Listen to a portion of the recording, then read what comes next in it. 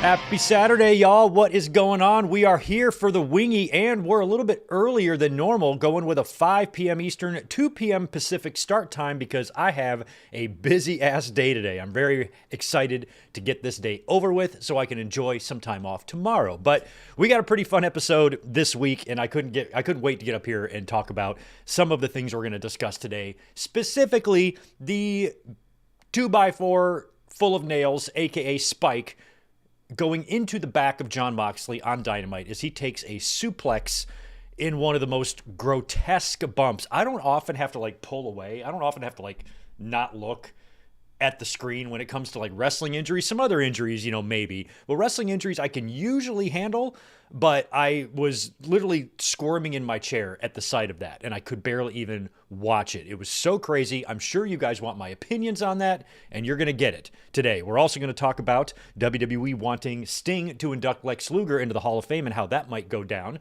We've got lots of random updates on Athena and Mercedes on the Wyatt Six. We've got some Kamala rumors for the 2025 Hall of Fame. We've got some sad news to report on Homicide as he is retiring. We're going to pay our respects to George Foreman. We've got an update on a potential match change finish from WrestleMania 39 a couple of years ago. We're going to talk about last night's Smackdown with two huge WrestleMania matches that we all knew were going to happen. Both of those were made official last night. And we'll talk a little bit about Dynamite, and we'll talk about what to expect this Monday on Raw, as last Monday we finally saw John Cena come out and cut his first heel promo, along with Rhea Ripley adding her name to the contract for the Bianca Belair and Io Sky match. So we're going to kind of just get into a little bit of that stuff today, just a little bit of news, some wrestling results, and what the WrestleMania card is looking like now, along with Dynasty and, some previews for this week's TVs. That's kind of what's on the menu today. We only have about 90 minutes to do this, and then I got to get out of here, so we will try to run through everything here as quickly as we can, and it should be a good one today because, man, we got some interesting things to discuss. We got the watch-along scheduled for tomorrow. It's WrestleMania season, and like I told you guys, we are working on the shitty WrestleManias this year. We did WrestleMania 9 a couple of weeks ago. We watched WrestleMania 2 last week. Tomorrow, we're going to watch WrestleMania 11. Sorry, I meant to put the thumbnail up here on the screen. I don't have it, but the link is up right now on the channel. WrestleMania 11 tomorrow. And I think 1 week from tomorrow, we're going to take a break from the super crappy WrestleManias and watch a decent one. And I'm thinking WrestleMania 23 from 2007. That's going to be the one we're going to do next week, 1 week from tomorrow. So just keep that in mind. I've got a busy week at work this week, so there will be no Raw review on Monday or watch along on Monday. I've got a bunch of stuff going on during the day, and then I head off to work, so I don't even have time to stick around and do a review of the show later on in the evening. I just have a busy day. So as of now, no Raw review on Monday, but I'll probably pop up here on Tuesday and give you guys a review of the show instead. So just keep that in mind. I'm also off Wednesday. Maybe we'll pop in here and do a Dynamite watch along. I haven't done that in a while.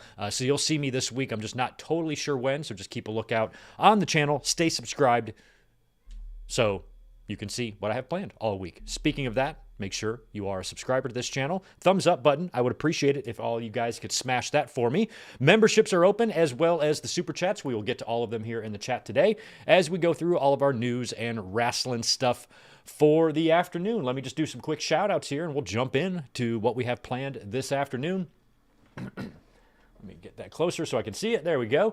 Good to see Denny Downbad, Jay Lambo, Melissa, my boy, Amato is in the house. Just got out of work listening while doing laundry. That's always fun. Hope Tito and Elizabeth are well. Come, everyone. You know what to say. Follow that. Gilbert Arbalo is here. We got Mike Rouse, William Cullen, Matt Karcher, Nick Steele, Zane G, David Brown, Jay Lambo. Oh, I already got you. See, sometimes I repeat. Jet the Hawk, James Kowalski. Good to see you. Can't think of a better Saturday listening to the pod and helping my uncle get a new Toyota. Right on. Well, good luck to your uncle. Hope he picks up a sweet-ass Toyota today. You going for pickup truck, Camry, Corolla? What you got? Rarely Even, thank you so much for the $5. People who were shocked at that Moxley bump clearly never saw him in CCW. He was taking bumps like that every week. Well, that's CZW. That's not on cable television. And plus, Please send me clips of Jon Moxley landing on a bed of nails in CZW. I just haven't seen that before. I know gnarly things happen, especially on the independent level and some of those extreme promotions. You know, we've seen lots of just really crazy bumps, crazy injuries, lots of deadly weapons, nails, glass, knives, all this crazy stuff. But we're talking about the number 2 wrestling company in the world doing this shit on cable TV. And I'm not saying I really had a problem with it. I'm just saying those are not the same thing at all. And thank you for 2 more, rarely even. Yes, I agree. Rest in peace, George Foreman. Sad death, boxing legend. We'll talk a little bit about him later on. Damian Drain, good to see you. We got Rodrigo in here, Mike Games version 1, Sonic Plays, Brandon McNeil, and Luke McAllister with the very nice $10 drop. What's up, Greg? I'm going to Raw in Glasgow this Monday and can't wait. Hopefully, us Scots will make the show fun for those watching on TV. Feel as though Mania season needs a spark. It does. It's pretty wild that last night's Smackdown really wasn't that great, but thank God the crowd was hot. It's a good thing they're not here in fucking Corpus Christi, Texas. You know what I mean? At least we're overseas internationally where you have these crazy hot crowds. And Luke, I am 100% confident that y'all will bring it on Monday. You absolutely will. That crowd is going to be jacked.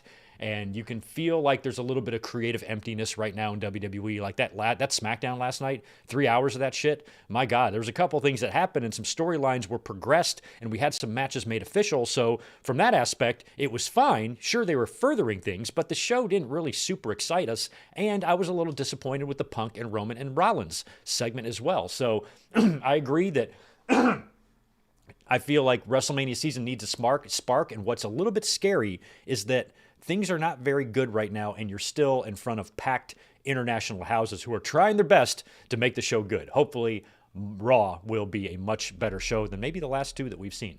Doug Unfunny, good to see you. We got Isaac here as well. Daniel Barry Sports, the distinguished gentleman. Anybody else that I missed, thank you very much for being here. Happy Saturday and welcome to the Wingy. So I already told you guys about the watch along tomorrow and what to expect on Monday and Wednesday, things like that this week. Let's open up with some wrestling news, but we're kind of going to talk about a result, but it's going to tie into news. And that, of course, is, I guess, the big news this week going around is what took place in the AEW Championship street fight on Dynamite this past Wednesday between Jon Moxley and Cope. Now, Copeland and Mox are running the match back from Revolution, I can only guess, to try to erase that horrible taste that main event left in our mouths, because Revolution was a tremendous show. Revolution was so damn good that the main event didn't even ruin it for me, but it ruined the show for a lot of other people. And I think Moxley and Copeland heard those criticisms, and probably Tony Khan did too, and they wanted to rectify that, put forth a better match, so that's what the fans will remember those two for. And I think there's a difference between having a better match and feeling like you have to do something insane to get fans to remember it. And, Foley famously, excuse me, as we all know, back in 98, he was going into that Hell in a Cell match with The Undertaker at King of the Ring when Undertaker was injured. And, Foley's not exactly Shawn Michaels. So when you got Taker with a bad wheel and Foley, who's not going to be doing that many flashy things in there, what are you going to do to make this match good, to make it memorable, to make it not suck? Foley felt like he had to Peter Pan off the top of the damn cell 20 feet down, nearly to his death. And I feel like as awesome as that bump was and as memorable as it was, I think the business would have been just fine without it. And I think this is kind of the same thing. Now, for those who didn't see, if you did, please look this up on YouTube. And when you're done vomiting, come back and let me know how you feel. But Moxley in the match with Copeland goes underneath the ring to retrieve Spike. Now, Spike is, of course, that 2x4 with nails sticking out of it. He's busted this out before, and he's used it before in, very careful and safe ways. And he's hit some people with it before, and he even hit Moxley with it first, whacked him on the back. But you can kind of protect yourself a little bit. I'm sure it still sucks. It makes contact. It pokes you. It makes you bleed. But, it's not insane. And so when Cope pulled it out, you're like, okay, Spike is back. No big deal. But then after he hits Moxley with it and Spike lands on the ground, Cope grabs Moxley and executes a vertical suplex on top of Spike with Jon Moxley's back, the center of his back, taking the full force of those nails. He landed right on it. He gets up, and the nails sticking out of the wood are clinging to his back. It is stuck in his back. He stood upright, and those nails are so deep in him. How much do you think that thing weighs? 8 or 9 pounds? He put all those nails and that board, and that thing is sticking in him, and you could see the nails piercing through the flesh. Wheeler Yuta and the referee are trying to get it off of his back, and they're pulling it, and you could see the fucking flesh tearing off of the back of Moxley. Yuta finally goes to do something else. The referee ends up kind of, wiggling it loose, and it stayed in Moxley's back for a good 20 seconds, maybe 30 seconds. Finally got it out of his back. He's instantly just covered in blood. And of course, we would see the finish play out with Sabian and Nick Wayne coming in to help Moxley get the win. FTR made an appearance there as well, but Moxley wound up choking out Cope. Cope passes out. Moxley retains. But the story isn't about Moxley retaining, because I think we all knew that he would, now that he's pretty much set to face Swerve Strickland at Dynasty. The story coming out of this match was the bump. Do you guys think it went too far? And it's really hard to... That's why I wanted to talk to the chat and regular ass people, because you cannot gauge anything from social media other than the people that I know and trust as impartial wrestling fans. I'll listen to their opinions all day, but I'm not just going to read through social media to get the general idea of what fans think, because it's never going to be in good faith 90% of the time.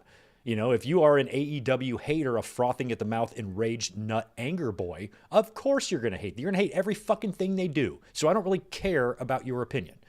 If you're an AEW freakazoid or an AEW sicko, you might have loved this. You might have whacked off to it. It might have been the greatest thing you ever saw. But I just heard a lot of stuff about casual fans, the fans that hate AEW and everything they do. Why in the world do they give a shit about casual fans? I'm sick of that word, casual fans, casual fans. A casual fan tuning in, I don't think that would turn them off to it. I think that would say, holy shit, you wouldn't believe what I saw on the wrestling show last night, to their friend at the water cooler at work the next day. So I feel like with me, it takes a lot for me to feel like anything's gone too far. I don't mind violence in wrestling as long as it's not overdone. I thought ECW and some of these hardcore promotions went a little bit extreme. I don't need to see light tubes. I don't need to see people taking a bump onto light tubes. I don't need shit to explode. I don't need every single chair to be wrapped in barbed wire. I don't need panes of glass in every match. But when you bust these things out, they can be pretty amazing and pretty incredible and pretty memorable, and also pretty scary. Just a year ago at Revolution, Darby Allin took that crazy bump off the top of the ladder through the pane of glass, and I thought that was extreme. I had a crazy reaction to it on the watch along. I could not believe that bump. It was probably the sickest and gnarliest bump I had seen, and that's including the Hell in the Cell. That was just insane because of the real life threatening danger that you're putting yourself in by doing a bump like that. Darby could have just landed a little bit wrong or off, or that glass could have broke funny and punctured him. Moxley taking a suplex on those nails, he could have punctured his spine. Now Moxley and Cope, they're not stupid, okay? So I don't believe that it was just an audible called in the middle of the match, hey, take the suplex on the nails.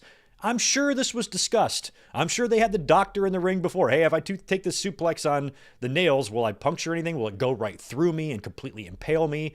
You got the ring there. There's some give to it and some springs. So I'm sure they kind of analyzed all that. And people do stunts all the time where they're laying on beds and nails and stuff. But it still feels like taking a suplex, taking a vertical back suplex, landing on your back on a bed of nails like that. That's not spread out to distribute your weight. It's concentrated right in the small of your back.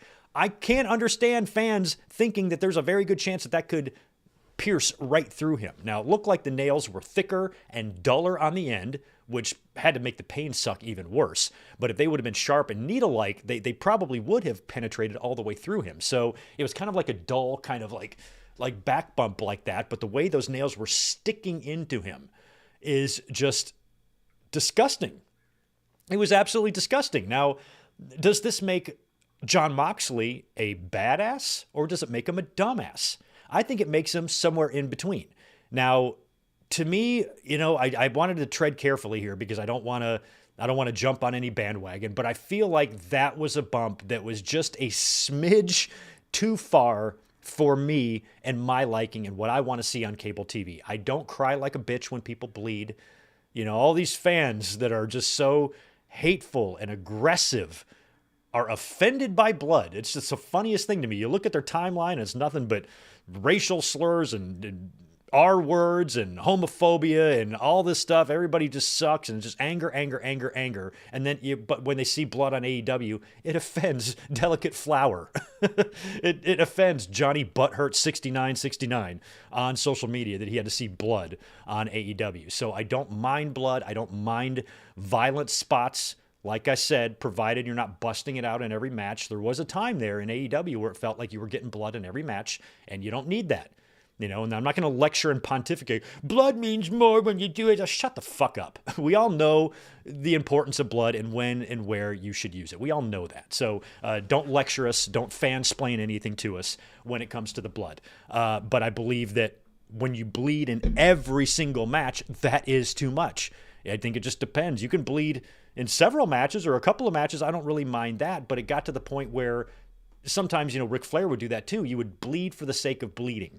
And that's when the blood, you know, the importance of the blood is lessened when you do it so much. And AEW's gotten a little bit better about that, you know, lately. You know, they're still busting out some blood and some violence, my God. But it feels like they're not going overboard with it the way they previously were. So in this match, you know, it's Jon Moxley. Knowing Jon Moxley's history, where he came from, what he's done, this is right up his alley. You know, this isn't something that Dean Ambrose would have done, but this is definitely something that is up the alley of Jon Moxley. And it's right in line with, you know, the violence and the violent style that he has. Remember the skewer shit in Japan where they stuck the fucking skewers in his head? Like, that was super gross. So Jon Moxley, this is just the stuff that he does. He wrestles in GCW from time to time and really can get violent. He's wrestled, Nick Gage. And this is right up there with Moxley. And if this is what he wants to do, then that's fine, provided that he's not putting himself or the company in any danger. You know, that's why I believe that this is a big company, corporation on cable television with, you know, sponsors and all that stuff. You know, I feel like a conversation prior to this bump had to have been had, you know, because if Moxley would have been, let's say, impaled and killed and, you know, the nails went right through his spinal cord and killed him instantly or something like that, you know, you'd be talking lawsuits, you'd be talking all sorts of shit that would go very much badly in AEW if that would have happened. Renee Paquette would have lost her husband. I'm curious what Renee Paquette thought about all this. Is she pissed? You know, she might be mad at Jon Moxley. Maybe he didn't smarten her up to what he had planned on Wednesday night. So I feel like people who are getting overly angry about this, I can't really listen to you because I know it's not in good faith at all. You're just a hater. But I feel like this was a bump that might have exceeded what I think is safe for pro wrestling, because the last thing I want to see is somebody die over a stupid bump, especially in a match like this. It's not like this was some big mega match that's been billed for months and it's this violent issue. You know, Swerve and Hangman was one thing with the syringe and all that stuff. But, you know, this is Moxley and Cope just kind of running this match back. They threw the match. I do not think this match happens if the main event at Revolution was better received. If that would have been a better finish and fans would have liked it, I don't think AEW would have found the need to run it back on Dynamite. The fact that they did, and they included this bump in there, you know, was it all necessary? Was it all worth it? That's up for Jon Moxley to decide and his back and how he feels. Luckily, it does not look like he suffered any long-term injury here, but I'm sure he's not feeling good, and I'm sure it's a little bit difficult to sleep right now. So all the best to Jon Moxley and his recovery. He must enjoy the pain, because that's crazy, and I feel really bad for Renee Paquette, who has to sleep in a bed that's half filled with blood. But anyway, crazy stuff on Dynamite. Did I think it was a little too far? Yes. Was I offended and AEW is going to turn all the listeners off and blah, blah, blah, and all they're going to do is cater to the sickos and they're not going to get any casuals and all that nonsense? Does that ever get old to any of them, or to any of you who say that? Like, what? Jesus. Just blah, blah, blah, blah, blah, blah. Anyway, I don't need to see suplexes onto nails ever again. If I do, I'll judge that situation when it happens. But in terms of that was maybe a touch too disgusting for my liking. Speaking of AEW, more AEW stuff. It's kind of WWE stuff, but we talked about last week Lex Luger being announced for this year's WWE Hall of Fame class. And we all pretty much agreed that there's really only one person that would make the perfect inductor for Lex, and that would be Sting, his lifelong friend, a tag team partner, NWA and WCW cohort, and all of their history. Sting is the absolute perfect guy to induct Lex Luger. Problem is, Sting is under some sort of deal still to AEW. Now, his wrestler deal is done. He retired last year at Revolution. AEW gave Sting one of the best retirements in the history of the wrestling business. It was so great and so amazing. Sting very much appreciates and respects AEW and Tony Khan, and the feeling is mutual. And we mentioned that last week that Sting inducting Lex would be perfect, but it's going to be hard to do that because of, the deal with Sting and AEW. Now, it's probably some sort of a Legends deal. We don't really know the specifics, but he is under some sort of an agreement with AEW, and he is going to be making appearances from time to time. And I believe he's even about to, if he has not already, retire the face paint. So his deal is pretty much not going to be for any sort of on-screen character. So it would be cool, we mentioned last week, if something could be worked out where AEW or Tony Khan allowed Sting to come do the Hall of Fame. Well, as it turns out, we heard a lot of reports this week that is actually what WWE wants. They are, reportedly anyway, expected to reach out to AEW, if they have not yet already, to inquire about Sting coming in to induct Lex in the Hall of Fame. Now, let's look at this whole thing on the surface. Now, on the surface, this seems like a very simple cut and dry issue. It would be nice if the wrestling companies were under a little bit better of terms. When a small favor like this is needed, it can be done. And you can help each other out with little things here or there. Now, when you're talking about talent exchanges and getting one of AEW's wrestlers in a WWE match and vice versa, that's never going to happen. But when it comes to little things like this, I, as a fan, would be very disappointed if something like this didn't get worked out. Because, Sting is just under this minor deal with AEW. It would be good for the fans, and it would be doing Luger a favor because Luger wants Sting, and it would be great. I really, really hope Lex Luger gets Sting as his inductor. And in order to get that, Tony Khan is going to have to be okay with it. And from Tony Khan's perspective, you look at Sting, if this was anybody else, I think everything like this needs to be a case-by-case basis. There might be a wrestler, let's say WWE wants Cope to come to the Hall of Fame and induct someone. Maybe you got to say no on that one. I can't. Cope's on my TV every week. Sting is a different story. Sting is an icon, a legend. He is 60 years old. He's already retired. This would not be a big deal to allow him to go to the Hall of Fame. And if Tony Khan needs to feel like it's doing more of a favor for Lex Luger than WWE, then that's the way he should be thinking about it. And even Sting, because Sting might want to do it. Now, Sting has said he doesn't think he's going to be able to because of his agreement with AEW.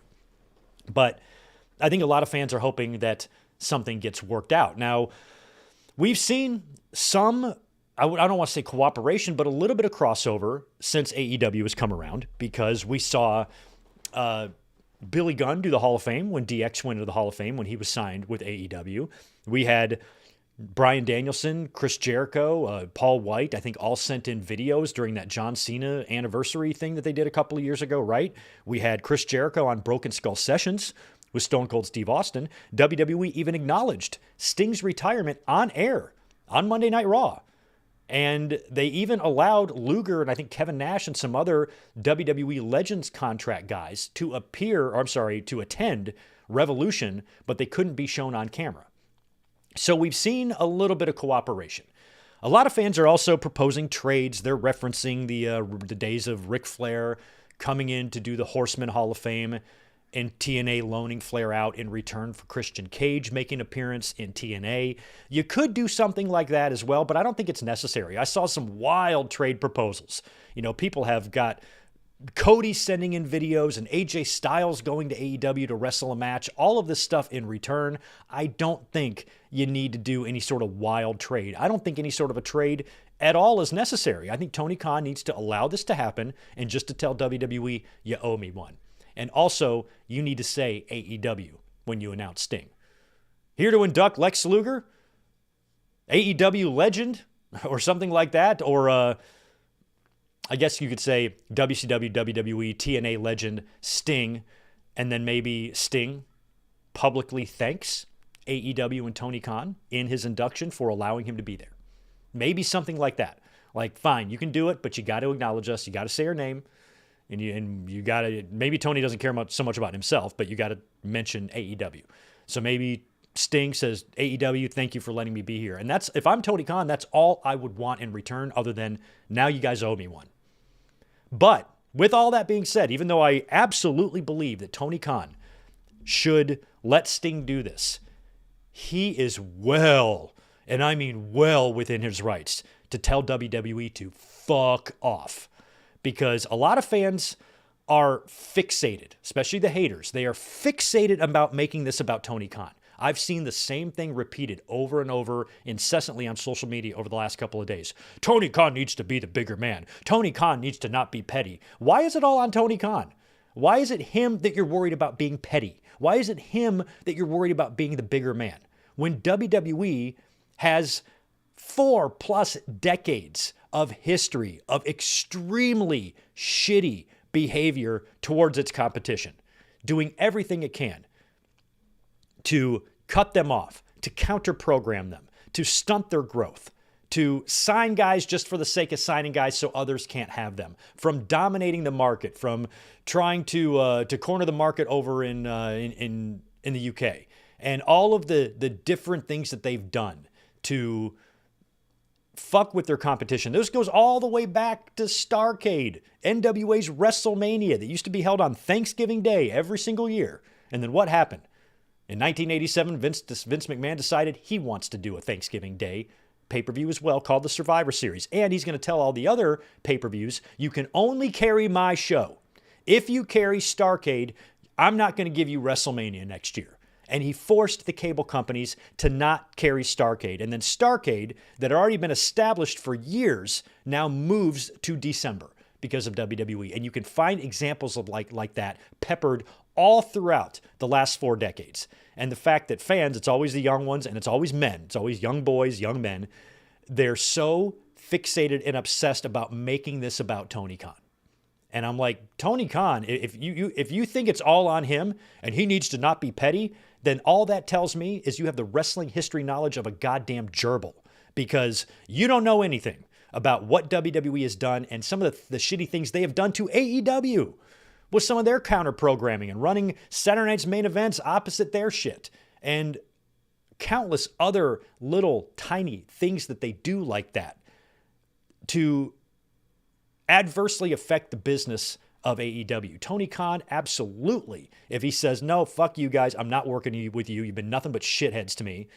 So fuck you. I'm not doing it. He could say that, and he would be within his rights to do so.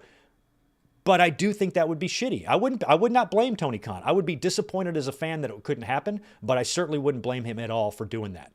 So that's why I am hoping. I am, for the fans that he needs to be a bigger person. You know what? I agree. I hope that this is one case to where Tony Khan says, as shitty as they are, I really love Sting. I respect Sting. I love Sting. He wants to do this. And all I want is a little bit of acknowledgement. If Sting just mentions us, before he goes into his Luger tribute or whatever, we get some sort of an acknowledgement about our company on WWE's Hall of Fame show, then that's really all I need in return at all. And I wouldn't ask for anything. I wouldn't ask for anything else. I would just say, keep me in mind in case I ever start a Hall of Fame one day, and I want one of your legends to come in and induct one of my guys. Just keep that in mind. A little favor owed in the future, I think, is all you need there. You don't need anything in return right away. Just something like this, I also think would help, just ease a little bit of tension. I know WWE's not going to let up, on their aggression, and stuff like that with AEW. But a lot of the fans who think, AEW can't stop mentioning WWE. No, you are wrong about that. This idea that AEW is obsessed with WWE. No, WCW was just obsessed with WWE. AEW, any little shots that they've taken, any verbal jabs they've taken on the mic, and any verbal jabs we see on WWE towards them, that's all part of this. We like that. We don't want that to go away. It's the obsession that we don't want. And the obsession was back in the day during Monday Nitro when Eric Bischoff cared so very, very much about what the WWE was doing. By the way, AEW Dynamite is 3 episodes away from surpassing WCW Nitro. Can't wait for the chodes to but the fuck out of that one on social media in a couple of weeks. Just wait, it'll happen. So with this whole situation, absolutely, I'm a wrestling fan. I'm very happy that Lex Luger is going to the Hall of Fame. I want to see Sting induct him. So as a wrestling fan, I'm hoping that these two companies in their communication will recognize that too, regardless of the issues we have with each other. This is about the fans. I'm sure that's the way WWE is going to present that to AEW. This is about the fans. Oh, really? Well, was it about the fans when you did this, this, and this to me? So we need to talk a little bit more before I agree to this. But whatever they're doing, whatever discussions are had, I hope it results in Sting being allowed to induct Lex Luger. And I'm curious what all the people that are, spend 24/7, 365 obsessing and hating Tony Khan, how are they going to spin this in a way to hate him? If he allows Sting to go, they are going to find a way to still make him suck for it and still hate him for it. But I'm really curious the mental gymnastics they're going to do to achieve that. So if Tony Khan lets Sting go, I'm curious what the haters will say. Yeah, but he could have done, it's going to be something like, it's not going to be good enough. That's for sure. But I really hope that it happens. And I was happy to hear the story this week that apparently WWE does intend to at least ask if it's possible to get Sting. And I think if WWE would just be a little bit less shitty, these would be very easy things to achieve. Hey, can we do us a favor for the good of the business, for the good of Sting, good of Lex, good of the fans. Let us borrow Sting for a night, and if the relationship was a little bit better, Tony Khan like, absolutely. Yeah, have fun with it. Sting, have a good time. That's the way I would like it to be. I would like to, yes, you have to be competitive. I understand that. But when the two companies hate you, when Tony Khan hates them and they hate Tony, that's just not productive. And that doesn't do any favors for us, the wrestling fans. So, there needs to be a balance between being competitors, but also being able to talk to each other when you have to. And so let's hope that in the next week or so, because I'm sure WWE has been on the ball here. We just heard this story this week about WWE wanting Sting. So that tells me that they've probably already made a phone call or at least done something. So they might already know in WWE and AEW if this is happening or not. They might already know. And if WWE's like, sorry, Lex, we tried, he either won't do it or he wants too much. And that's one thing that Tony Khan could do. Just ask for something simple. WWE's got a massive ego. So if Tony Khan says, just mention our name on the Hall of Fame, that might be too much for them. They are so up their own asses that might be too much. So Tony Khan should just ask for something simple. I don't need Cody. I don't need Punk or Jade Cargill coming back or anything like that. Just say our name. Say our name. Now the ball is in WWE's court, and now they're the ones that have to say no. Now Tony Khan's not the bad guy anymore. Hey, I told him they could have Sting. All they had to do was say AEW one time on camera, and they said no. Now WWE looks like the assholes. We'll see how all of that shakes out, but I really hope. I just think it'd be cool to see Sting inducting Lex Luger. Sting and Lex, it's got to be. But if it's not going to be Sting, I think they're going to just go locally. Whoever they have in the company or under a Legends deal that has the best history with Lex, it probably will just be one of them. And at this point, I don't know who it could maybe be other than maybe the Steiners or something. I mean, maybe Hogan. Hogan did lose the title to Lex and was a big part of Lex's jump to WCW. Could be Bischoff, but Bischoff didn't really like Lex. So I don't know who it could be. I don't know who would induct Lex Luger. There's options, obviously, but, they're a DDP. Duh. DDP is who will do it. So forget all that last 30 seconds of brainstorming. If it's not Sting, it's going to be DDP because DDP got Lex Luger in shape. So we'll see where all that goes. All right. we've got some confirmation on something that seems kind of obvious to the fans, especially after Wednesday's Dynamite when Mercedes took on Billy Starks. AEW is planning a massive Mercedes, Moné, and Athena match in the future. Now, Athena has been undefeated as the Ring of Honor champion since Obama was president. So we're going way back here. And Mercedes, of course, just surpassed 300 days as TBS champion, and she has the other 9 belts with her as well. To me, this feels like an all-in match in July, but we might get it as early as Dynasty. We will see. If we get it at Dynasty, great, but I almost might prefer if they just save it for all-in. And when they do that match, I really hope Athena gets the win. But that's going to be a big one. That's a huge match for AEW.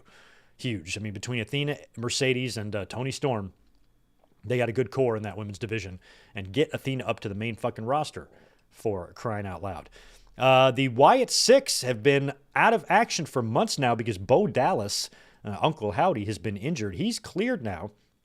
And apparently WWE creatively is just waiting for the right time to bring them back. And I was thinking it would kind of be cool if they were like a faction that would just disappear. And you would literally never know when they would come up or turn back up. And they shouldn't even be like designed to or designated to a roster. They should just be able to float, come back, have a feud with somebody, disappear, never be mentioned. We don't know where they are. No reports of anybody's injured. They're just off TV for 8 weeks, and then boom, they just turn back up again. And that's like their gimmick. You just never know where they're going to show up. They go radio silent for weeks, and then bam, they turn right back up and attack somebody. I don't know. Might be fun since they've kind of started this process, but probably after WrestleMania, or maybe even at WrestleMania, if they want to make some crazy appearance here, will be when we see them make their return. And with Aleister Black likely being on Smackdown because they ran those vignettes again last night, or those teasers, I should say. The first one was definitely for Rey Fenix because now you can see him, the tattoos and the whole thing. But the other one is still just the number 4 and like a partial number 3. So I feel like that's got to be Aleister Black. And I feel like he might be a much better, fit with the Wyatt Six than the Judgment Day over on Raw. So maybe when the Wyatt Six comes back, they will be associated with not only Aleister Black, but hopefully Becky Lynch. And I was hoping, or not Becky Lynch, Alexa Bliss. And I was hoping to get Alexa and Nikki Cross teaming up to take on the tag champs on WrestleMania, but I don't think that's going to happen. So that's probably going to be after WrestleMania. We should talk about the possibility of Kamala going into the WWE Hall of Fame. This was according to a WrestleVotes tweet that said WWE was considering him for this year, and I think he would be a great addition. Unfortunately, James Harris, who played Kamala, passed away, I think back in 2017. He had a lot of complications from diabetes and whatnot, and he had a leg amputation. And Kamala was one of my favorites growing up. He was one of the first wrestlers that I was like absolutely terrified of. And so, consider this my pitch for Kamala going to the Hall of Fame, because he is a very big part of my early wrestling memory. Like, I remember him, like that feud with Andre and stuff. Like, I was scared shitless of Kamala. And he debuted in the late 70s. Percy Pringle was actually his first manager, and he had a handful of different in-ring names until he went to go work for Jerry Jarrett and Jerry Lawler. And they helped him come up with the Kamala Ugandan Savage type of gimmick that he basically started there. And he worked Continental, he worked Mid-South, he worked World Class, and then he came to WWE in 1984, and that's when I remember him there, when he would face Andre the Giant in the cage. And I remember that cage match with Andre. It was just so dark and scary. You got to remember, I'm 6. I'm 7 years old. Where the hell I am, and I'm watching this very scary match. It's not like brightly colored and vibrant like the business is now. This is a dark, gritty cage match with a bloody Andre and a screaming Kamala. And it's the shit of nightmares, man. And I always remembered Kamala as a kid of being extremely scary. Now, he was only in WWE in 84 for a little while. He worked with Hogan, worked with Andre, and then bounced, went to AWA, and did a whole bunch of stuff, including getting an AWA title match against Rick Martel before he left to hit up Crockett Promotions and All Japan. as well. And he would reappear in WWE in 1986, and that's when he came back. I was really worried because he entered another feud with Hulk Hogan. Now, this one lasted a little bit longer, and Hogan was able to defeat him on the house show run there, but they talked these matches up a lot on TV, and I remember being a kid, being a little bit scared for the safety of Hogan's title run because Kamala was very credible to me, and I loved it that same year. In 86 and 87 when he teamed with Sika. I thought Kamala and Sika were going to win the tag team titles. To me, they were unstoppable, but they kind of fizzled out as Kamala would leave in 87 and Sika would stick around and work as a singles star. He would then return again in 1992 as a heel, excuse me. Or was it 91? Yeah, I guess was it 91 or 92? I forgot. It was 92. That's when they had the casket match. It was 92 because they worked SummerSlam. He worked SummerSlam in 92 against Undertaker. And then they had the first ever casket match, although back then it was called a coffin match. That's what AEW calls theirs now. Undertaker and Kamala had the first coffin match in wrestling history, I think, and that was at the Survivor Series. And of course, Taker won, and that loss and being locked in the box left Kamala so traumatized that he then joined forces with the now babyface Reverend Slick and became a good guy. And that was kind of where it all kind of fell off for Kamala for me as a fan. But then he would turn up in WCW because everybody was going to WCW in the 90s. I think he showed up there around 95 when they had Boss Man and Earthquake and Duggan, and everybody came in from the WWE. So Kamala was no different. And then he showed up a bunch of times back in WWE in the 2000s, both in the ring. I think he wrestled Randy Orton one night on Raw, right? And then he was backstage a whole bunch of times. Sometimes they would just like open up a closet and Kamala would be in there. So Kamala was, I was seeing Kamala on TV in my life during 4 different decades. And that's pretty incredible. And dating all the way back to when I was 6 or 7 years old, first seeing him for the first time. I actually first saw him in magazines. And when his face paint wasn't quite all there yet. And when he came to WWE, I remember putting 2 and 2 together. Now, there was also other versions of Kamala. There was a fella known as the Botswana Beast, and he wrestled as Giant Kamala with a different spelling and would wind up even teaming with the original Kamala in the late 80s. Uncle Elmer, big, giant, white Uncle Elmer, I think he was Giant Kamala. He dressed as Kamala down south somewhere as well. And there were some other versions of Kamala, but James Harris was kind of the OG. And he's the one that will, take this gimmick into the Hall of Fame. So all of my memories of Kamala, I fully believe that he belongs in the Hall of Fame, and not necessarily for his accomplishments, because, when you look at Kamala's title history, it's not very impressive. There's not a whole lot going on there because he was a guy and he was a gimmick that didn't really require a lot of championships. He didn't need a bunch of championships. Just look at him. He could be plugged in and warmed up in any situation because he was the Ugandan Giant. Very memorable gimmick, and he was a very scary guy for the time, and he didn't really need a lot of championships in order to create his legacy because he worked with every top guy, and he worked all over the world, and he was on television in all the major wrestling companies ever. AWA, Crockett's, WWE, WCW, everywhere. So Kamala absolutely should go into the Hall of Fame. Unfortunately, as is the case with so many other Hall of Famers or wrestlers that WWE takes forever to induct into the Hall of Fame, he's not alive for this one because he did pass away. It was 2020. I'm sorry. It was 2020, not 2017. He died in 2020 due to complications from COVID. After testing positive for COVID, suffered cardiac arrest. Like I said, he already had his leg amputated a few years prior to that. I think in 2011, due to complications from diabetes. He fell on hard financial times, and it didn't do him any favors that he signed up in that class action lawsuit against WWE, which probably prevented him from maybe getting a little bit of help when he needed it. So unfortunately, really, really sad, and he really, really struggled in the end there.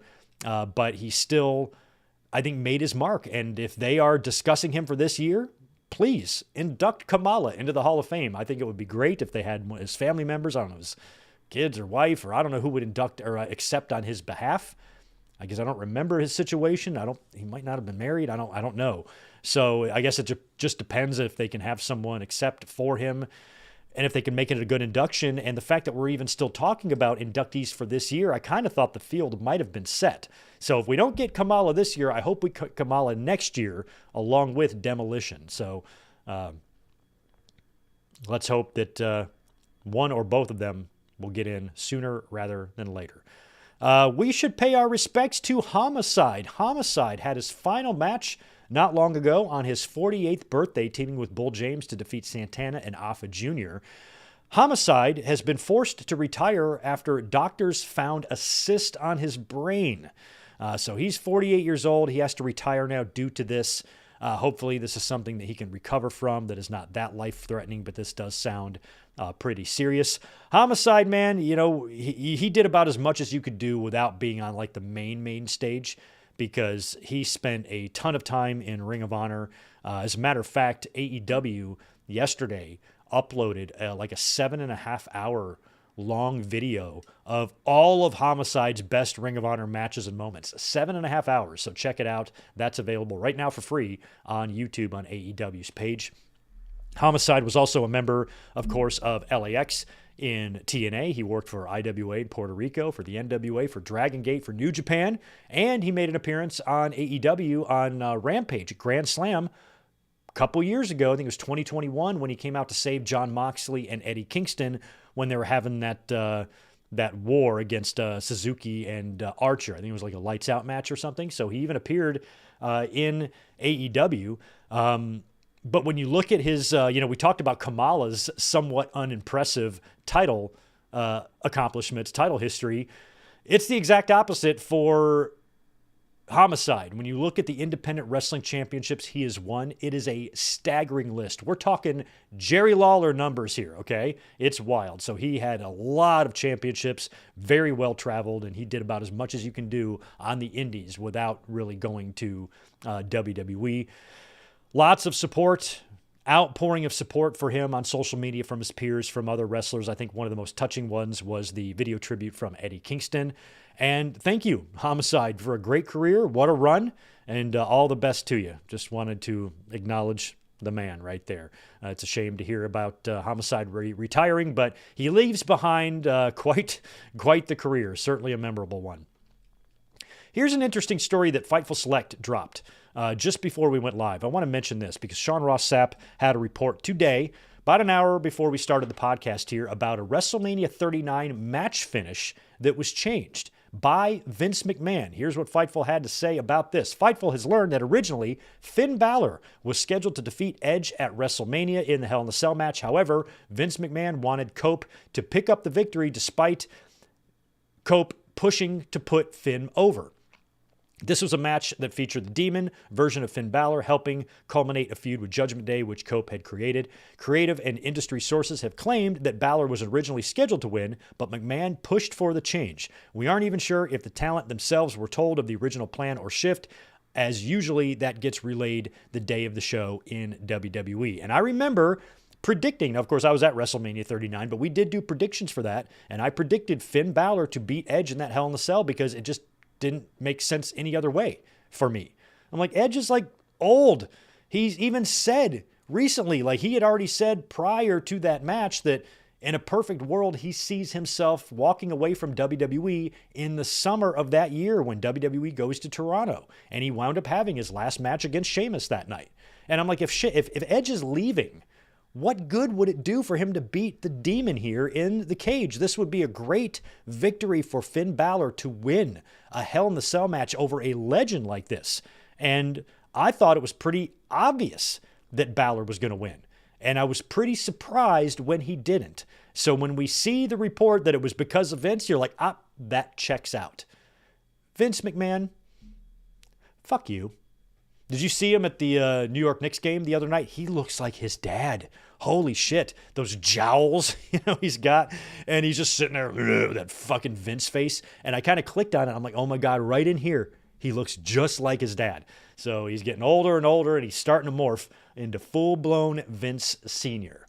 Also, want to want to pay our respects to George Foreman, who passed away. Wow, legendary boxer. Rumble in the Jungle against Muhammad Ali. He boxed against all of the greats in the 70s. And I'll never forget, I watched the fight in 1994 live when he beat Michael Moore. 20 years older than Michael Moore, knocks him out. Michael Moore, I believe, I think it went from Tyson to Buster Douglas to Michael Moore, or did it go from, no, it went from Buster to Evander Holyfield maybe, then to Michael Moore. And George Foreman fought him at like 45 years old on HBO. I remember I was at work that night, and after work, it was such a fun job. After work, we'd all gather into the bar. We'd lock up the restaurant, and we'd all just hang out and just drink for free. And of course, we had TV in there, and they had the cable box in there for HBO because we would sometimes show the boxing fights. I watched the Mike Tyson, Peter McNeely in the same bar, and we watched it, and Foreman wins the heavyweight championship at like age 45, beating Michael Moore, who was like 20 years younger than him. It was just wild. I'm like, my God, boxing is weird. So George Foreman was an absolute legend. But I don't think he would be the legend he was had it not been for Hulk Hogan missing that phone call for the Hulk Hogan grill, because the grill people wanted Hulk Hogan to make the grill, but Hogan was busy. He was out picking up his kids from school or something, even though they weren't born yet. But that's where he was, and he missed the call. So they decided to call George Foreman instead. George Foreman happened to be home because his kids are already home from school. And then he picked up the phone, and they said, "Do you want to be the grill guy?" He said, "Yeah." And it's all because of Hulk Hogan that George Foreman became the legend that he became. So thank you, Hulk Hogan, for the legendary career of George Foreman. Obviously, I'm kidding. I'm sure that's the way Hogan's going to put it whenever somebody asks him about George Foreman's death. But in all seriousness, rest in peace to a boxing icon. My God, George Foreman, one of the best. Super nice guy. Just always fun. And he'd do a lot of the commentating for the boxing fights. He just had a funny voice. He was just a funny guy, and he had some charisma. And I think he had a sitcom or something, didn't he? It sucked, but he was always on TV. Fun personality, and he was the best. So rest in peace. To George Foreman. The boxing world lost one of its biggest icons. Let's see here. Last night's Smackdown in Bologna, Italy, was not a good show from what I was reading. I was working, but I was reading social media and trying to get an idea of what was going on, and people were not being kind to Smackdown last night. It was not very good of a show. Road dog. But it still had a few notable things as we head into WrestleMania, because we had a couple of matches officially booked. One of them was Kevin Owens and Randy Orton. Randy Orton opened the show, came out, crowd sings his song. It's so awesome. Italy was so hot for this show. And before he can even say anything, Kevin Owens interrupts. He comes out to the aisleway and he starts telling Orton that he wants to reform their tag team and go after the titles. And Orton just says, "No, go fuck yourself. And at WrestleMania, I'm going to kick your head clean off its shoulders." And he delivered the line with the WrestleMania sign perfectly in the background. And that match is official: Randy Orton and Kevin Owens at WrestleMania. Now, a lot of people are speculating and wondering what the hell is going on with Sami Zayn. Now, I have a very difficult time believing that Sami Zayn is going to be kept off of TV until after WrestleMania. A lot of people think that. I would only do that if he's legitimately injured, but if he's selling an injury, you got to have him do a run-in at WrestleMania at least. So it does look like where we sit right now, Sami Zayn will not have a match. At one point, some of us thought he was going to face Karrion Kross. Clearly, that's not happening now, but I just find it really hard to believe that Sami would be absent from this entire show. Even if he's selling the injury, he's going to be there. He's going to be in town doing stuff. Sami Zayn would not be sitting at home. Like I said, unless he's legitimately injured or something, Sami Zayn's not going to be sitting at home during the whole entire week-long festivities of WrestleMania. That's fucking nuts. So I feel like he's going to be in town. He's going to be doing stuff. And I think like he'll do a run-in or something. Now, you don't really need it because the story here is Orton and Kevin Owens and their issue. And Orton, the whole story of this match is going to be that punt kick. So maybe I would not rule out the possibility of Sami Zayn showing up and turning heel and aligning with Kevin Owens again. Maybe Orton's got Owens down. He's coming in for the kick and Sami stops him and saves Kevin Owens or something. Either way, I feel like at the very least, Sami Zayn needs to do a run-in somewhere on this show. So even if he's not going to have a match, I feel like he's got to be somewhere. We still have that stupid Battle Royal. Sami Zayn went from main eventing at 39 and beating Gunther at 40 to being in the Battle Royal on SmackDown for 41. That would be disappointing to me, but I don't really know where else you plug him in at this point. So doing a run-in the Orton-Owens match feels kind of likely right now. But we'll see as we get a little closer to Mania if they start dropping any hints. But I refuse to believe that Sami Zayn is just going to sit at home until after WrestleMania. Why? Selling an injury is one thing, but missing all this shit? No, you got to have all your stars there. We opened with the first match, I should say, last night was Damian Priest and Jimmy Uso teaming up to defeat Shinsuke Nakamura and Drew McIntyre. After the match, Drew Priest and Jimmy won. But after the match, Drew McIntyre attacked Priest viciously, beat the crap out of him, and then hit him with a Claymore when Priest was kind of like leaning on the ropes and knocked him out. And Priest was kind of doing that thing where he's like knocked out, but his eyes are wide open. So they're trying to add as much heat as they can for this somewhat underwhelming WrestleMania match between the two, which I don't think is official yet, but it will be. I can't remember if it's official or not, but it's going to be. And like I said last week, I really think the two of them need to try to do something to really make that match memorable, make us remember that, because otherwise you could just do it on SmackDown. Something's got to happen there. Bad Bunny run in or something maybe crazy. I had pitched, just a brutal, bloody, where both guys are bleeding, war, never say refuse to give up war, that type of thing that might eventually lead them to teaming up like Cesaro and Sheamus did, maybe something like that. Imagine that team. Imagine that Brothers of Destruction team for 2025. We will see. But that match was just, whatever. Tiffany Stratton and Charlotte had their little split screen deal last night. It was not bad. They were yelling at each other and talking over each other. And Charlotte, she is extremely easy to hate and not like. She's extremely unlikable. Just her face. I would have given anything for Tiffany to say, you look like you're wearing the Undertaker's 1995 mask under your skin. Like, what is going on here? And Charlotte just comes off like such an asshole. And I cannot believe that they tried to bring this woman back as a babyface. And the fans just shit on her. So now she's leaning into it. And Tiffany brought up a lot of things that the fans genuinely feel. How Charlotte can just take vacations and come back and feel entitled to title shots. She has a tendency to try to cool off anything that gets hot. And she just always has this special treatment. And Tiffany alluded to that. And a lot of and she said things that the fans have been saying for a lot of years. So leaning into that, playing into that, I think is good. That's just a good way to get Tiffany even more cheered for this match, which I think is the point.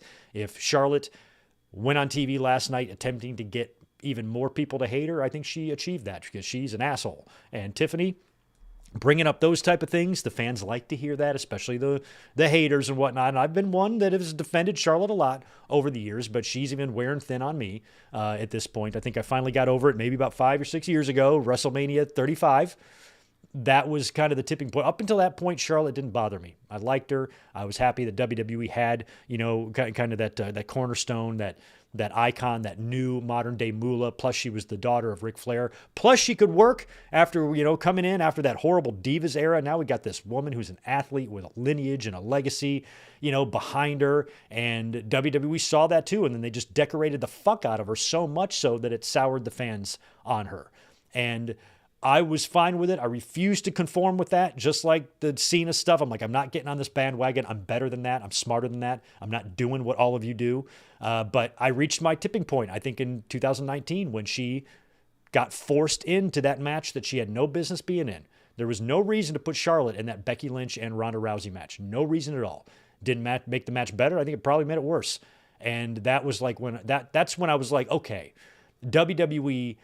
That made me so sick to my stomach because that was WWE saying, wait a minute, we can't have the first ever women's WrestleMania main event and can't have Charlotte in it. So let's shove her in it. Let's shoehorn her in it so she gets that accolade too. No, it's not the way it works. You get what you get in life. And unfortunately, Charlotte, even though you are WWE's best and most decorated female star, you're not going to be in this main event, and that's just the way I would have done it. But that was when I was like, okay, I don't really care about her anymore, and I really haven't since, and I still don't. So I'm hoping that Tiffany Stratton beats Charlotte at WrestleMania because I think we're all over Charlotte. Braun Strowman took on Jacob Fatu last night. The winner of this was going to get a U.S. title shot, not necessarily at WrestleMania, just in the future against LA Knight. And Fatu got DQ'd when Solo Sikoa came in to attack Strowman. Strowman had already brought in Tama Tonga by this point, but Solo is the one that caused the DQ. Jacob was pissed. And after the bloodline leaves, Strowman and LA Knight kind of have a little stare down there. So Strowman would later on say that winning the U.S. title is the only way he can get to WrestleMania. So that implies that this title match is going to be happening before WrestleMania. I'm not so sure if we're going to get Jacob Fatu and Solo Sikoa or not at WrestleMania. I feel like they're going a little bit slow with those guys. Jacob was obviously pissed last night, so maybe we can get to that in the next week. Otherwise, I'd put Jacob in a multi-man for the U.S. and then just do Jacob and Solo after at Backlash or something like that. I don't know. But, I don't want multi-man match. There's a couple things I don't want. I don't mind one four-way or something like that. That's fine. But I don't want both championships doing that. I think it's very lazy if you book a four-way for the IC and a four-way for the U.S. Granted, it gets a lot of guys on Mania, but man, that's lazy as all fuck. And I certainly don't want a ladder match. I don't need that either. I don't need some 8-man Intercontinental ladder match. No. Over that. Tired of it. Too much of that. And we don't really have a one-on-one issue on either side with those championships right now. So it feels like, unless they do Breaker and Penta, but I feel like multi-man is the direction right now with both of those titles. And it's kind of making me happy that I didn't go to WrestleMania this year. I'm not that disappointed about it. I can't lie. Piper Niven also last night defeated Zelina Vega. Alba Fire, Melba Toast is there with the group now, and it's called the Green Regime. So it's Chelsea and Piper and Alba, the Green Regime. Man, Liv Morgan and Jade Cargill wasn't half bad. Liv Morgan, man, she has improved. My God. I feel bad now for shitting on the fans that want her to win the Elimination Chamber. I think she should hold World Championship gold again this year at some point because she has just got a whole new vibe to her ever since that whole shit started last year with her and Dominic. She's got confidence. She's improved, with her character, with her confidence, with her in-ring ability. Everything literally across the board with Liv Morgan has gotten better over the last 10 months. And the match with Jade Cargill wasn't half bad last night. And guess what? Liv Morgan is the first person to beat Jade Cargill in a one-on-one match since Chris Statlander did it when Jade lost the TBS title. Did they do a rematch? I forgot. Did Jade lose and then was out, or did they run it back one more time and Chris beat her again? I can't remember. But Liv is the first person to pin Jade since Chris Statlander did. That's crazy. How many years ago was that? My God. So Naomi coming out there wearing her Owen Hart caution gear, got yellow caution tape all over her. She shows up and nails Jade Cargill with the tag championship belt. And Liv then hits the Oblivion on Jade and gets the win. So Liv picked up the win. That was the right call. I like Liv better than Jade Cargill. I thought Jade was a great signing. I have very high hopes for her, but WWE does not trust her in the ring, and neither do I. Now, last night's match was fine. She's fine. She's not incompetent in the ring. It's just she's not showing me, I think what WWE was hoping to see from her. And if she is, using WWE as a stepping stone to get to Hollywood or to become an actor, based on her promo last night backstage or her interview last night with, I think, Kathy Kelly backstage on Smackdown, you got some work to do. So, she's Lex Luger. She's got the best look that you could possibly ask a woman to have. She's gorgeous, perfectly shaped, tall, presence, everything.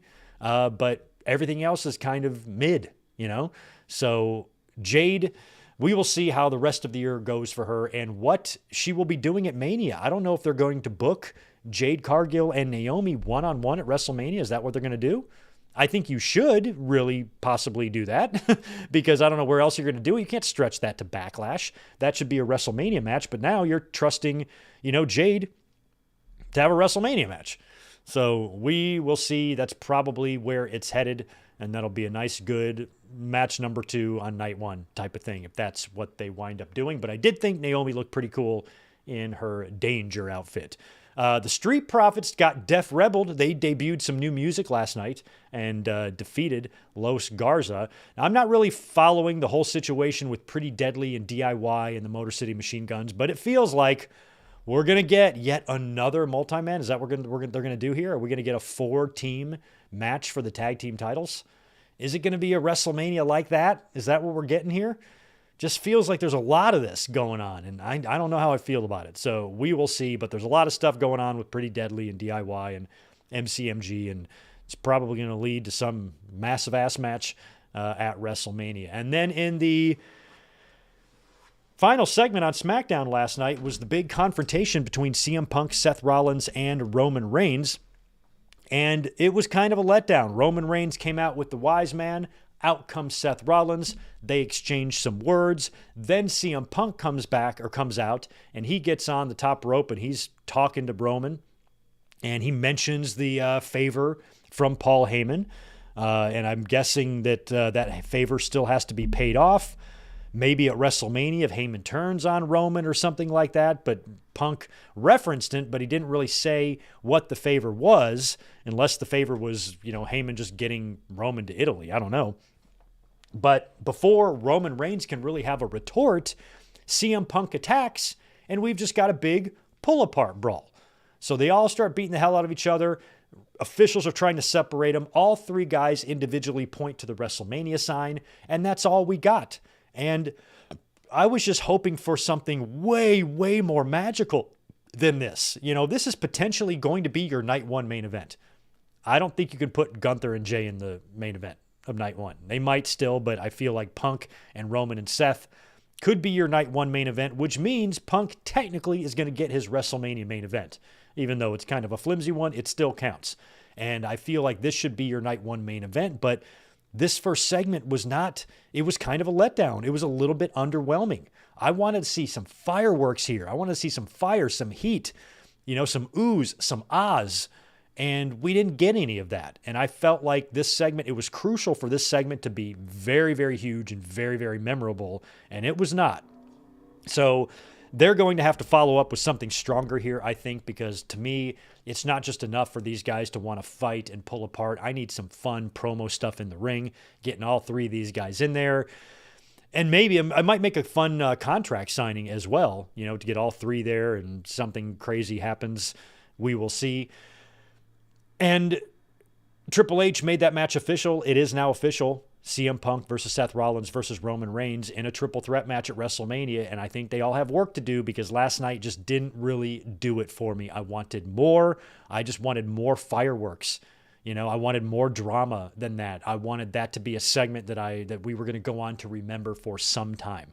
And I felt like the table was set for them. They couldn't have asked for a better crowd. And that's what they gave us. Kind of a bummer. But like I said, they can still bounce back. But last night did not do much for me in terms of the whole show. And that main segment was really a letdown. I think if that would have delivered, it would have made the rest of the show okay. But it really didn't. Not very good. But I have confidence in all three of these guys that they will recognize that and say, hey, let's make sure we do something a little more special next time we're all out there together. And I still think the WrestleMania match has excellent potential to be phenomenal. So we will see. What was the last triple threat to main event of Mania? Was it Roman and Danielson and Edge? Have they done one since then? And then before that, it was WrestleMania 30. And then before that, it was WrestleMania 20. Something like that. Do I have that right? Also, last night, we had more teasers. They aired one for Penta. It's definitely Penta. Nothing to debate there. And they are now showing his body with his tattoos. You can see his mask.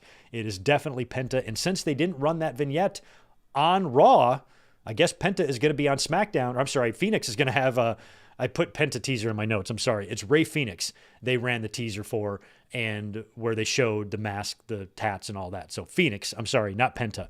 But since they didn't run that on Raw, I feel like Phoenix is going to be on SmackDown and Penta is going to be on Raw. That's pretty smart. Keep them separated for a while. At some point, they will come together, and that'll be fun when they do.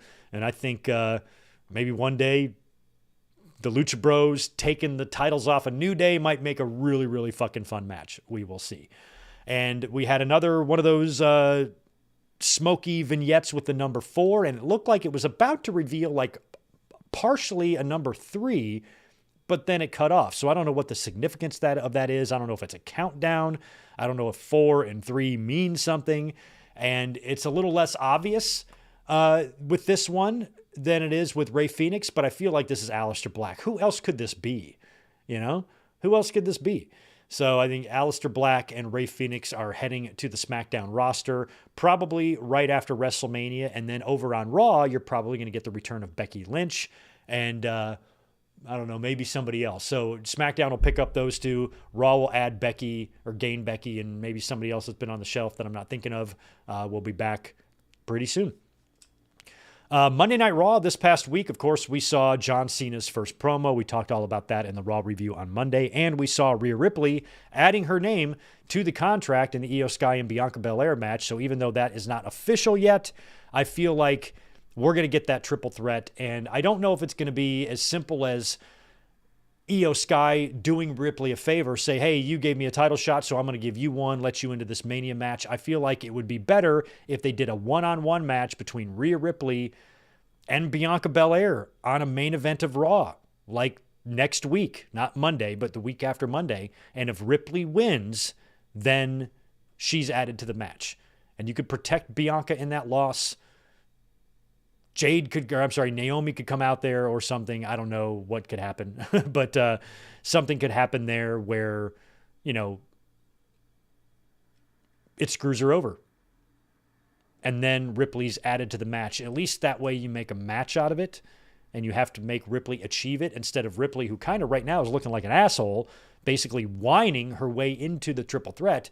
Having her win a match, having her accomplish something would make more sense. So I can see maybe Monday on Raw, she's still trying to pitch for this or push for this, and Pierce is not budging, and then she's not letting up, and then finally he's like, I'll tell you what, you beat Bianca Belair next week, you are added to the match. And then Bianca, of course, because she's a babyface, she agrees, and that's what you do. You could do the match with Io, but I don't like beating champions, so just do Rhea and Bianca. So this coming Monday in Glasgow, Scotland, it's going to air at 4 p.m. Eastern, 1 p.m. here on the East Coast. The West Coast for me here in California. So I actually have my doctor's appointment at noon. It's going to take almost an hour, so I'm going to get home just a little bit after Raw starts, but then I have to go to work, so I'm not going to be here to review Raw, but keep that in mind on Monday on Netflix, 4 Eastern, 1 Pacific. We have John Cena and Cody Rhodes under the same roof again. We have Lyra Valkyria defending her Intercontinental title against Raquel Rodriguez. We have CM Punk in the house, and Jey Uso and a mystery partner taking on A-Town Down Under. Now, if Jey Uso has a mystery partner, I think it's pretty obvious that person should be Jimmy Uso. But then when you look at where Raw is in Glasgow, Scotland, say his name and he appears. That is who is going to be Jey Uso's partner on Monday. Let's backtrack a little bit. We talked, of course, at the beginning of the episode here about the super crazy and gnarly Jon Moxley and Cope match where Moxley took that sick-ass bump onto Spike and that whole situation. And I mentioned that Moxley, after Claudio and Pac attacked, and then FTR ran in, I think, and then Sabian and Nick Wayne came in to attack Copeland after that, and then Mox wound up choking out Cope to retain the championship. And after the match, Dax Harwood appeared to be pissed at Cope for some reason. So I don't know if we're going to get Dax turning heel or what's going on here with FTR, but he was pretty mad at Cope. And then he put on Twitter that he wasn't mad, he was just disappointed. So maybe he's mad at his friend for not winning the championship. I don't know where that's going to lead. Kind of came out of nowhere because I thought everything was cool there with those three guys, but Dax was a little bit mad at Cope. We also had a three-way match, three-way dance, triple threat, whatever, between Ricochet, Mike Bailey, and Mark Davis. The winner of this was going to go to Dynasty to face Kenny Omega for the International Championship, and both Ricochet and Bailey pinned Mark Davis. The officials had to chat about it for a little while, and they announced that both would be the winners and would both challenge Kenny at Dynasty. So we now get a three-way Kenny Omega defending against Ricochet and Speedball Mike Bailey at Dynasty. That should be pretty good. Like I said last week, though, the only problem with that match is that we know the outcome. Kenny Omega is going to go into All In to unify that championship with Okada's Continental Classic Championship. So any title defense Kenny has between now and then, especially his first one after winning the championship, he's going to win. So Kenny will win. But when you look at that match on paper, holy shit, Kenny, Bayley, Ricochet, my God. Like I said earlier, Mercedes defeated the very awesome Billy Starks, hit her with the statement maker for the win. Billy had like kind of a botched one-winged angel or something come down on Mercedes, almost killed her, almost spiked her head first into the mat. And with Billy and her association with Athena and Ring of Honor, you can kind of smell that we're going to be getting that Athena and Mercedes match in the future, and I'm looking forward to that. Will Ospreay defeated AR Fox on Wednesday, and also Hangman Page declared for the Owens. You've got Ospreay and Hangman both in the Owen now. And as much as I want to see Moxley's title run come to an end, and I think a lot of fans are going to be insistent that Swerve beats him at Dynasty, you know, I'm intrigued about the possibility of Ospreay or Hangman beating Moxley at All In. But it might be Swerve instead if AEW decides they just cannot have Moxley, holding the title for that long. What I might do if I was Tony Khan, like for example, if Tony Khan is insistent that Moxley drops the title at All In, I would have him drop it at Dynasty just to make the fans happy, and then have him win it back, and then just have him win it back, and then take it at All In and drop it there. But I mean, if Hangman won the Owen and Swerve is champion, just saying. The main event of Dynamite was Megan Bayne defeating Chris Statlander. Tony Storm was on commentary for this. And after Megan Bayne gets the win, Tony Storm comes off commentary, charges the ring. Big pull apart. Pro wrestling loves its pull aparts right now, don't they? My God. And then Tony gets on the mic and she proceeds to say things that only Tony Storm can say. She goes, "My God, you're a big bitch. And the bigger they are, the harder they come. And it's about time you and I got tantric." And then she says, "You keep looking at my title, but you don't have much to say. You and I have a date at Dynasty. I will make your thighs shake, your body quake, and we'll leave with this strap on, for I am timeless Tony Storm, and I'm going to rip your tits off." Tony Storm is the greatest professional wrestler currently in wrestling today. Tony Storm is better than the things you like. My God, that woman is fantastic. And she ain't even 30 years old yet. She's a star. She is the biggest star in AEW. I believe that. Tonight, Slam Dunk Saturday on Collision, we got Daniel Garcia defending the TNT title against Adam Cole. Holy shit, that's going to be good. We got Julia Hart versus Queen Aminata. Takeshita is teaming up with the Murder Machines to take on Powerhouse Hobbs, Mark Briscoe, and Rocky Romero. And we've got one of those stupid-ass Max Caster open challenges. And that's what's on tap for all of you Collision watchers tonight. Let me go over here to the chat now and knock out any supers and questions that you guys might have for me before, unfortunately, I got to get out of here and head off to work. But we got some supers, a few of them, a bunch of them. Holy shit, let me scroll up. All right. There we go. Rarely Even has got 5 more. Seth at some point has to stop with these outfits. It's starting to make him more of a meme than a wrestler, and it's hard to ever take him seriously. Yeah, he looks kind of ridiculous, but that's just what he's doing right now. I think he's a little bit over the top, but sometimes I kind of like it. I think it's funny that him and Becky Lynch can just share the same closet. That's convenient. Rarely Even's got 10 more. In the nicest way possible, I think it was AEW going too far and trying to get eyes on them during WrestleMania season.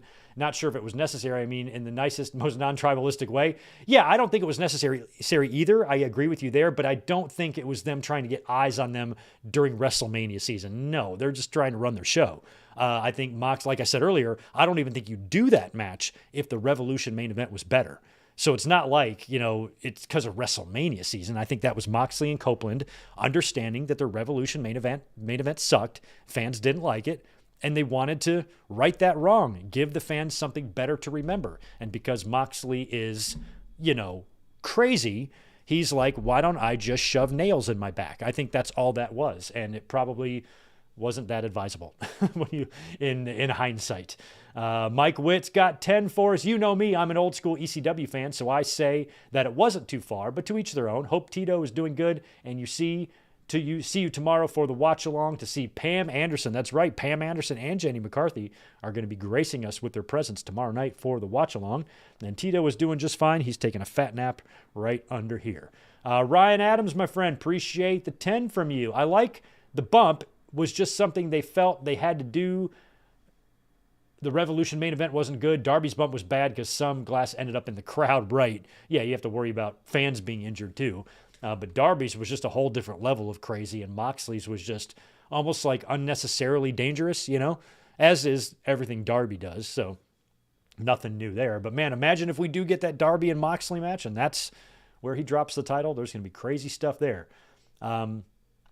Raw and even NXT have been better than the Smackdown. Yeah, I agree. Rarely even 5 more. You have to be careful with blood. Every day was Christmas. If every day was Christmas, it defeats the purpose. Same with blood. If you always have blood, you never have blood. Yeah, I know. I kind of said that earlier. 5 more from Ryan. Renee had a funny response on Instagram saying, "That's my emergency contact."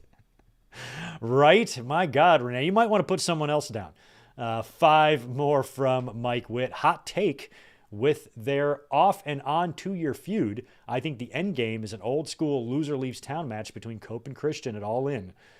Good old loser leaves town match, huh? I mean, whenever these guys retire for good, you would think they might want to be in the ring together. And the fact that they're both in the same company, Sting and Cope and Christian all ending their runs in AEW would be pretty wild. I'd be into that. I feel like it might be time for Christian, to be honest. Might be time for Cope as well, but maybe Christian is thinking about hanging it up and he goes out first, and then maybe he reappears to help Cope go out when it's his turn. I don't know, but that's a good idea. I'd be into that. Loser leaves town, hell yeah. Rarely even 10 more. Kamala is one of the greatest gimmicks of all time. He drew big money, exactly. That's why he didn't need championships everywhere he went. It's a crock of shit that he wasn't inducted while he was alive. WWE has had some of this issue too many times. Yeah, I said the same thing. 5 more from Rarely Even. If I'm WWE, I'm saying, Tony, we don't want Sting for the night. We want Steve Borden. Well, yeah, same thing, though. But you got to bring him out as Sting. He might not have to have the face paint, but being Sting inducting Lex Luger, he needs to be acknowledged as Sting. But AEW doesn't even own Sting, so it doesn't matter. Mike Witt, appreciate the 5 more from you. Curious with the new relationship between TNA and WWE if AJ Styles goes into the TNA Hall of Fame sometime. He better, if there's a relationship and a working agreement between these two companies and you don't do anything to acknowledge AJ's history in TNA, that would be a massive disappointment for the fans. Unless AJ doesn't want anything to do with them, but I don't think that's the case. He's said so. I think even on the Chris Van Vliet interview, he said he would love to make an appearance in TNA. So if it's just WWE needing to allow it, what the hell are you waiting for, WWE?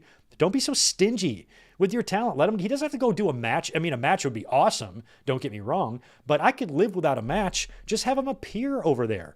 Get in the ring, cut a promo, go into the Hall of Fame. Why would you not let him do that when you have a working agreement with that very company? That would be infuriating if they were like, no, we can't let it happen. The best we can do is give you our Performance Center stars. Assholes, man, assholes. So yeah, they better let him do it. Yo, safe trip to Seattle, WWE fan. March Madness going on right now. That's right. Rarely Even. Thanks for the $2. Kevin Nash could induct Lex. Yeah, Kevin Nash could induct Lex. They were friends. But I think if it's not Sting, it's got to be DDP. But Nash is possible. Mike Witt, 5 more. Thank you, man. I was thinking Flair inducting Lex. If Sting can't do it, yeah, I forgot about Flair, especially with their history and the Horsemen together. Yeah, Flair is another one. I'd put Flair in the same category as Nash, after Sting and after DDP. And the only reason I'm having DDP do it now is because he's the one that's kind of helped Lex so much here recently. So DDP would be my number 2. Right on. All right. I think that is the end of my Super Chats. I'm really sorry to kind of cut this a little bit short, but I've got one of them weeks ahead of me, man. It's just going to be bonkers. But you're still going to see plenty of me. Thank you so much for hanging out this afternoon. I will push this audio feed out to the podcasts later on tonight when I get home. Might be a little bit late, but it will be up for your listening pleasure late tonight, early tomorrow morning. And don't forget, tomorrow night, be here for WrestleMania 11. And bring drugs because it's going to be a tough watch. But next week, we'll get a little bit better with our WrestleManias. But WrestleMania 11, Jonathan Taylor Thomas, Nicholas Turturro, Jennifer McCarthy, Jenny McCarthy, Pamela Anderson, Diesel and Sean, Lawrence Taylor and Bam Bam, Brett and Backlund. Wild, wild, wild stuff. And the Allied Powers, speaking of Lex Luger. That's what's on tap for tomorrow. You guys have a great rest of your Saturday. Thank you again so much for being here today. And I'll be catching you tomorrow for the watch along. Peace. Thank